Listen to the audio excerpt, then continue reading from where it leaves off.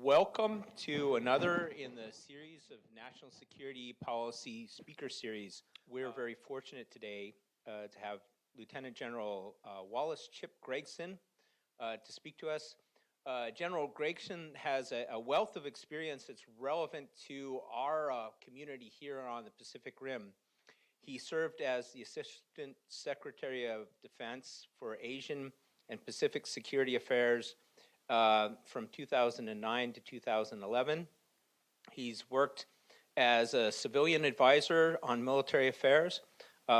He was also in his military service the commanding general of the Marine Forces in the Pacific and Marine Forces Central Command, two very, let's say, interesting parts of the world to be in a leadership position. He was commanding general of all Marine forces in Japan previously, and there he received a number of extraordinary medals. He was awarded the Japanese Order of the Rising Sun and the Korean Order of National Security Merit Gregson Medal, which I didn't know existed, but I imagine looks fascinating. Prior to commanding the Marine Corps forces in Japan, he was director of the Asian Pacific Policy Office for the Secretary of Defense. He served for his entire career in the Marine Corps, military career in the Marine Corps. After graduating from the U.S. Naval Academy in 1968, he's a combat veteran of Vietnam, earned a Bronze Star with a V device for valor and a Purple Heart. All of which is not something easy to accomplish. So it's my great pleasure to introduce General Gregson. I look forward to his comments. Thank you.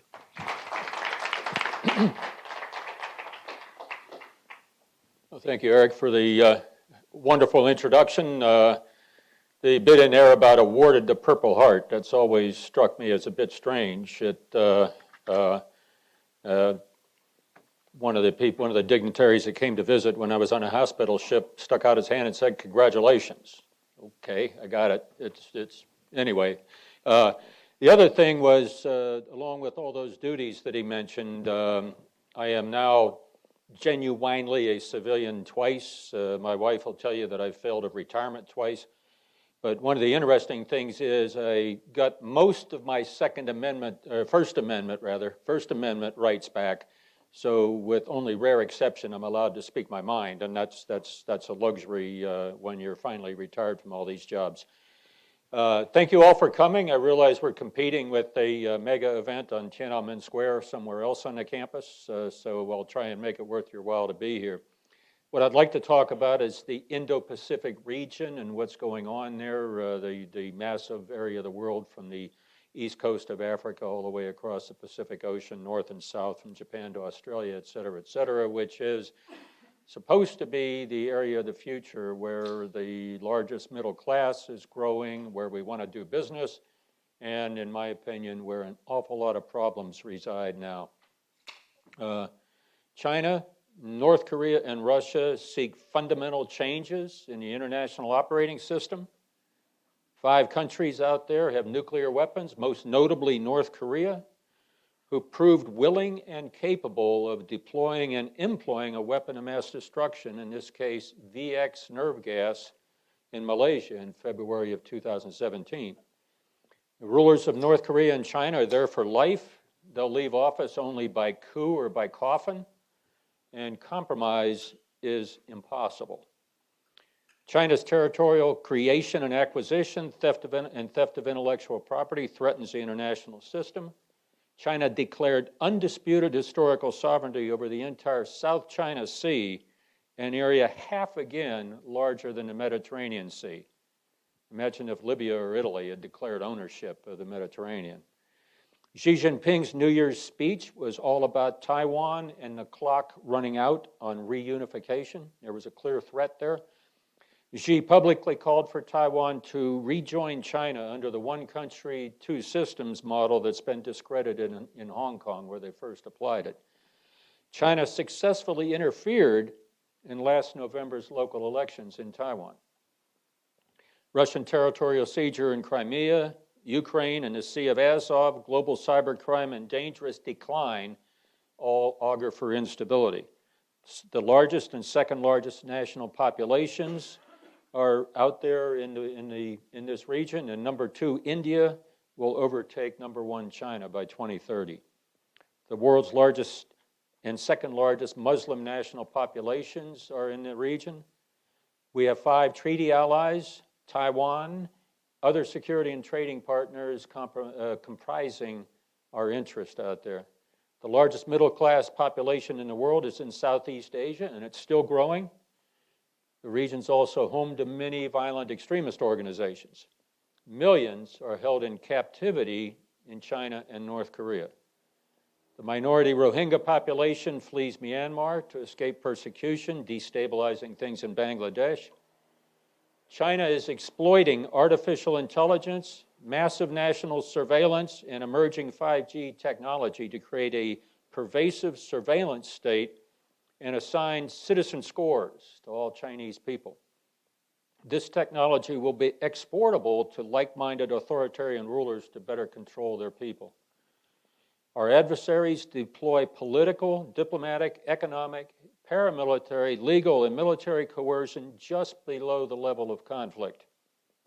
China's paramilitary forces, their Coast Guard, and the People's Armed Forces Maritime Militia are consolidating control over the entirety of the Yellow Sea, the East China Sea, and the South China Sea.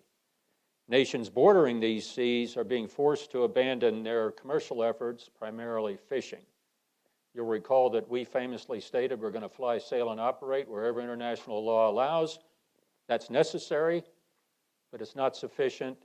Carrier battle groups are wonderful things, but they don't do much for the Vietnamese and the Philippine fishermen, for example, that are being bullied out of their fishing areas by the Chinese. Our efforts to counter this coercion and to enhance our deterrence are not effective.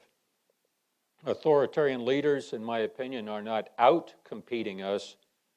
We're not competing. We're admiring the problem, not solving it.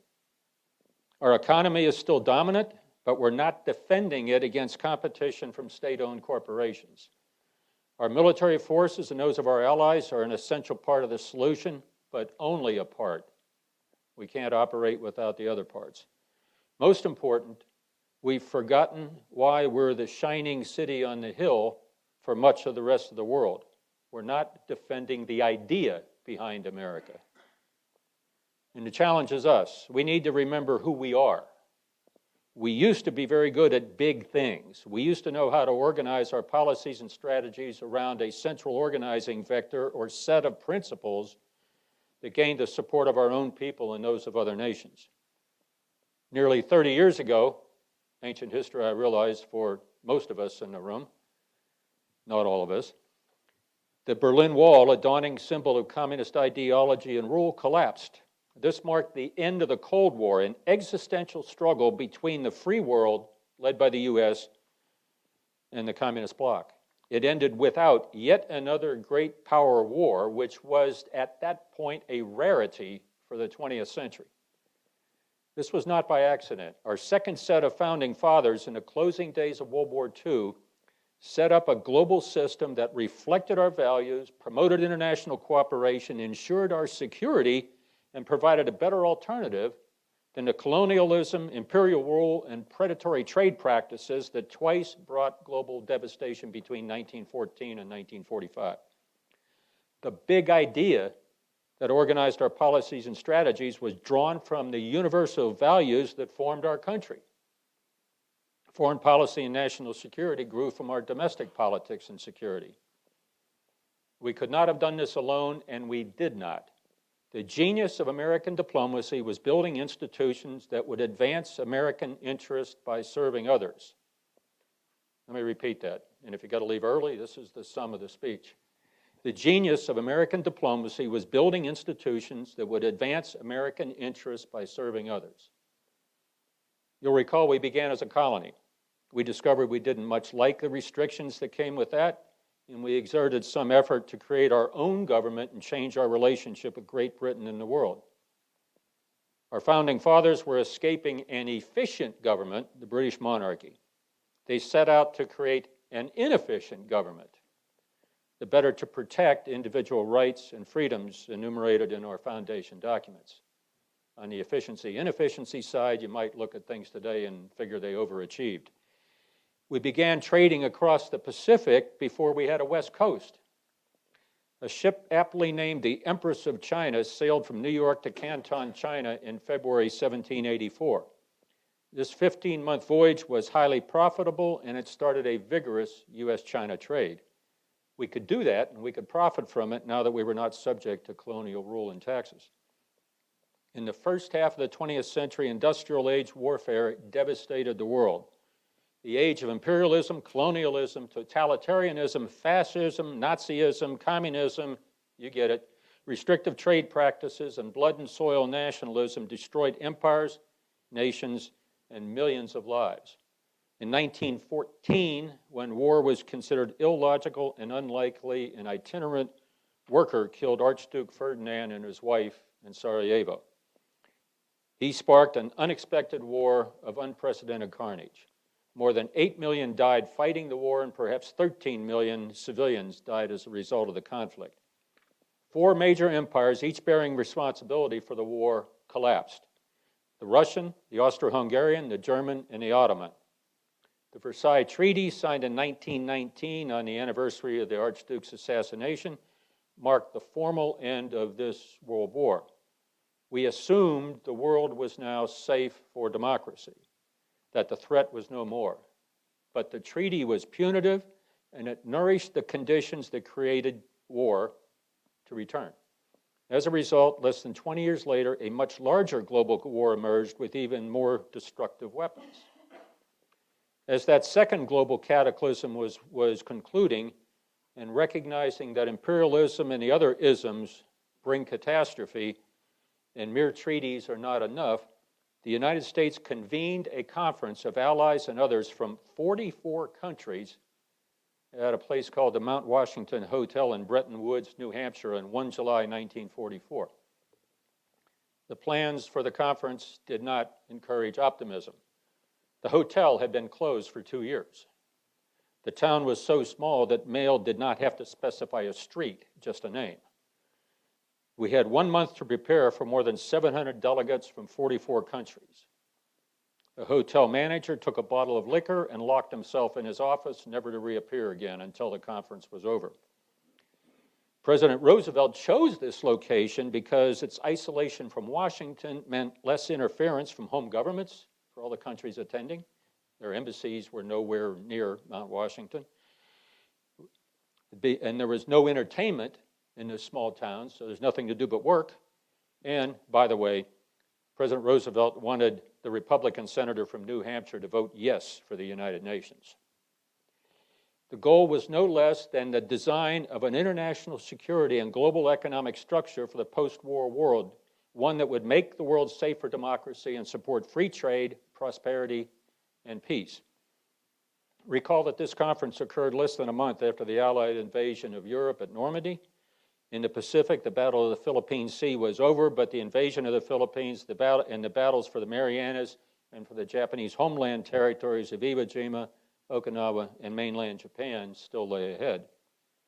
While Allied victory was not assured, it was still probable. We actually did planning and organizing to win the peace in those days before we were assured that we'd win the war.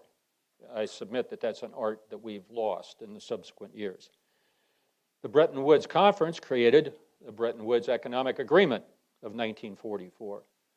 Among its achievements, the International Monetary Fund, the International Bank for Reconstruction and Development, the General Agreement on Tariffs and Trade, which led to the World Trade Organization, open markets, free trade, stable currencies, and collective defense. It attempted to end economic nationalism and protectionism. It promoted anti-colonialism and self-determination, much to the frustration of a couple of our important allies. Democracy promotion and support of free peoples everywhere was an explicit part of these agreements.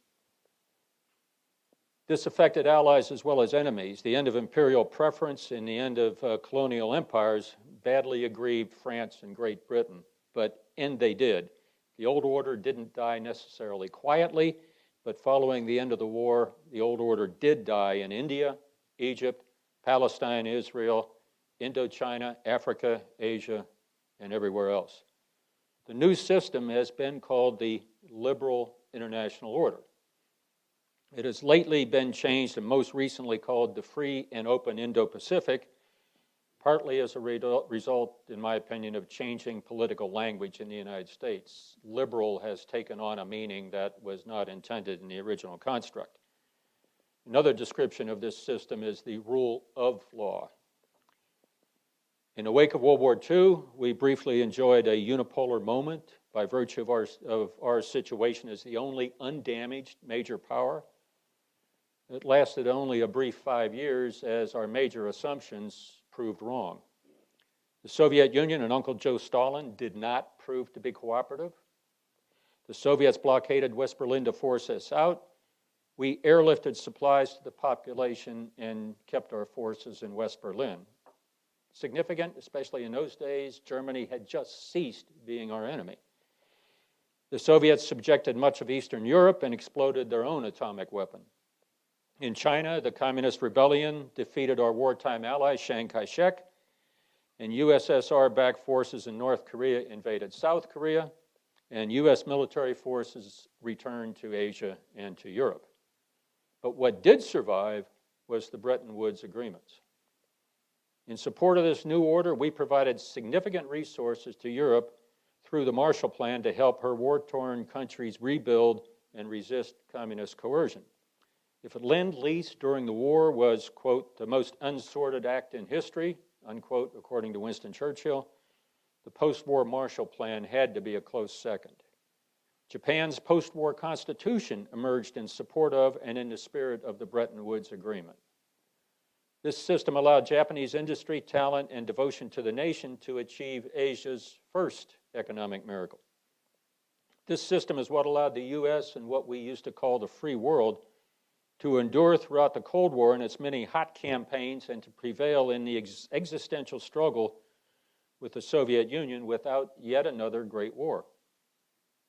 The collapse of the Soviet Union put paid, at least temporarily, to Karl Marx's vision of communism as a global government. It also led us to believe, again, just as we had at the end of World War I and World War II, that there was nobody left to fight and no longer any challenge to the liberal democratic order.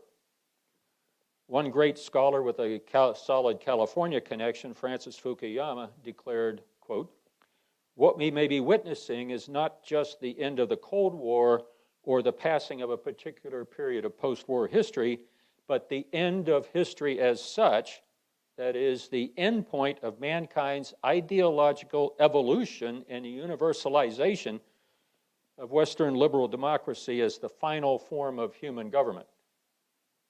Wow, we used to talk like that in those days. We believed that back in the day. We thought we were in another unipolar moment and the last villain had been vanquished and life was going to be good. In this heady atmosphere, we once again felt the world was safe for democracy. We assumed that China's reintegration into the global economic system would liberalize China as it became prosperous. We read positive motives in Deng Xiaoping's personal diplomacy, and we read meaning into cryptic statements like to get rich is glorious and hide and bide. But we were, until recently, slow to notice that China, under Deng's successors, was not fulfilling our hopes of the triumph of Western liberal democracy. President Xi believes the state must have the strongest role and an increasing economic power should drive political and military power. State control of economic power is China's model. Xi wants to drive the U.S. away from Asian defense and trade. The China model of economic growth without political liberty is believed to be superior to the global order that we and our allies created. As China and other authoritarian states rise, we're losing what we gained. Freedom House declares that political rights and civil liberties have declined around the world over the last 13 years. 1/3 of the Association of Southeast Asian Nations, the center of the world's fastest growing middle class, is dominated by Beijing. Why did we lose our way? Because we thought that liberal democracy's dominance was assured. No more work required, no more messy involvement in global affairs. With the collapse of the Soviet Union and its empire, we, the United States, lost the object, the central organizing principle that compelled, shaped, and coordinated our policies and strategies from about 1950 until 1990. We have yet to replace it. Our struggle against communism inspired us to support human rights, democracy, and capitalism. We backed our principles with foreign aid and investment that developed both capabilities and capacity, and we got far more back from our investments over time than we put in. We promoted unity and helped the world adopt a better way. Germany and Japan, recent enemies, became economic miracles. We spoke eloquently through rhetoric and action to captive populations and nations with authoritarian rulers. South Korea moved from a military dictatorship to a robust, vigorous democracy, and by the way, a prosperous one. Taiwan ended martial law and military dictatorship to become another Asian democratic and economic success story. Some who survived political captivity speak eloquently to us now. Natan Sharansky, a political prisoner of the Soviet Union for 9 years, speaks about free societies and what he calls fear societies and dictators. Quote, "When we are unwilling to draw clear moral lines between free societies and fear societies, when we are unwilling to call the former good and the latter evil, we will not be able to advance the cause of peace, because peace cannot be disconnected from freedom. The only peace that can be made with a dictator is one that must be based on deterrence. For today, the dictator may be your friend, but tomorrow he will need you as an enemy." End quote. We must recognize that we and our democratic allies and partners are in an existential contest with those who seek lifetime tenure, continuously expanding territory, total authority, state-controlled economies, and obedient subjects. We need to realize that peace, freedom, and a lawful world order will not exist without U.S. leadership and support. Fortunately, we have some recent guidance that speaks to this from an unexpected source. Our most recent national security strategy, published in 2018, is one of the very best such recent documents. It speaks to the universal values and principles that are the foundation of our power and leadership. It bears a striking similarity to the spirit of Bretton Woods that got us and the free world through the Cold War without another global war. It's a quick read by government document standards at less than 60 pages. But let me give you just a couple paragraphs out of it. It says, in part, "Around the world, nations and individuals admire what America stands for. We treat people equally and value and uphold the rule of law. We have a democratic system that allows the best ideas to flourish. We know how to grow economies so that individuals can achieve prosperity. These qualities have made America the richest country on earth, rich in culture, talent, opportunities, and material wealth. We will continue to champion American values and offer encouragement to those struggling for human dignity in their societies. There can be no moral equivalency between nations that uphold the rule of law, empower women, and respect individual rights, and those who brutalize and suppress their people. Through our words and deeds, America demonstrates a positive alternative to political and religious despotism," end quote. So the big question now is, will we stand behind our words, or will this strategy, like many other government proclamations, become yet another dusty government document residing on the shelf somewhere?